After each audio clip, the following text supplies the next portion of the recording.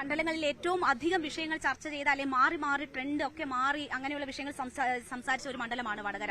അതൊക്കെ എല്ലാവർക്കും അറിയാവുന്ന കാര്യമാണ്. പാനൂരിന്റെ ബോംബ്, പിന്നീട് ഒരു വ്യാജ വീഡിയോ ഉൾപ്പെടെയുള്ള വിഷയങ്ങൾ, വ്യാജ വീഡിയോയുമായി ബന്ധപ്പെട്ടുള്ള പ്രശ്നങ്ങൾ അവസാനിച്ചു. അല്ലാതെ ഇല്ല എന്ന് പറഞ്ഞല്ലോ, അതന്നെ ഏറ്റവും വലിയ സന്തോഷവും നന്ദി.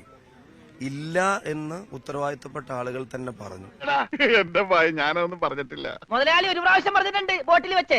ഉണ്ടെന്ന് പറഞ്ഞിട്ടായിരുന്നു അതിന്റെ പേരിൽ ഞാൻ ഉൾപ്പെടെ വലിയ ആക്ഷേപം നേരിടേണ്ടി വന്നത്. പലയിടത്തും ചർച്ചയായി, പല ബുദ്ധിജീവി. ടീച്ചർ അങ്ങനെ പറഞ്ഞിട്ടില്ലെന്നാണ് ടീച്ചർ പറയുന്നത്. ഫേക്ക് വീഡിയോ എന്ന് പറഞ്ഞു, അശ്ലീല പോസ്റ്റർ എന്ന് പറഞ്ഞു. അത് ടീച്ചർ ഇപ്പോഴും ഉറച്ചു നിൽക്കുകയല്ലേ? അല്ല, അവർക്ക് ഇഷ്ടമുള്ളിടത്ത് ഉറച്ചു നിന്നോട്ടെ. അവരെവിടെ ഉറച്ചു നിൽക്കുന്നുള്ളത്, ബഹുമാനപ്പെട്ട എതിർ സ്ഥാനാർത്ഥി എവിടെ ഉറച്ചു നിൽക്കുന്നുള്ളത് എന്റെ തീരുമാനമല്ലല്ലോ. അവരെവിടെയാന്ന് വെച്ചാൽ ഉറച്ചു നിന്നോട്ടെ.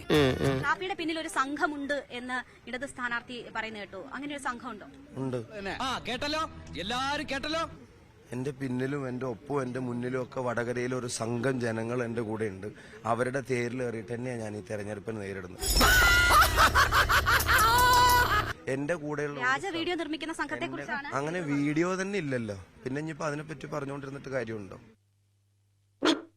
ഒരു വീഡിയോന്റെ പുറത്താണ് ഒരു ബഹുമാനപ്പെട്ട എതിർ സ്ഥാനാർത്ഥി എനിക്ക് ഉമ്മയില്ലേ എന്നാ ചോദിച്ചേ, എനിക്ക് അമ്മയില്ലേ എന്ന് വെച്ചാൽ അമ്മ ഉള്ളവർക്ക് നിരക്കാത്ത പണി ഞാൻ എടുത്തു എന്നുള്ള ചോദ്യത്തിന്റെ അർത്ഥം.